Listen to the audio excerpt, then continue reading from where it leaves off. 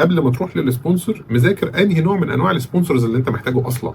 يعني الموضوع مش ان انا بعمل ايفنت معين فانا هدور بقى على الاسماء الكبيره كلها، فاروح ادور على شركه اكس وشركه واي وشركه زد. لا، الموضوع ما بيبقاش كده. الموضوع هو محتاجك دلوقتي ولا لا. هل الترند بتاعه السنه دي، او هل الماركتنج استراتيجي بتاعته السنه دي، او هل الدايركشن اللي هو بيشتغل عليه السنه دي مناسب وشايف ان هو ريليفنت للحفله بتاعتك او مشابه للحفله بتاعتك ولا لا. الرقم اللي انت هتبقى بتطلبه منه ده لو مش ريليفنت، والقيمه اللي انت هتقدمها له في السبونسر شيب دي او في الديل بتاع السبونسر شيب دي مش مناسبه ليه، هو بيتعرض عليه 1000 حاجه وهو هياخد منهم 2 3. ايه اللي يخليك انت مميز في الاثنين ثلاثه دول؟ ايه اللي يخلي الايفنت بتاعك مختلف عن اي ايفنت تاني؟ ليه انت مقتنع؟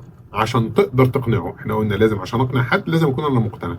ليه انت مقتنع ان الايفنت بتاعك ده مش هينفع البراند دي تشتغل من غير ما تعمل له سبونسر شيب؟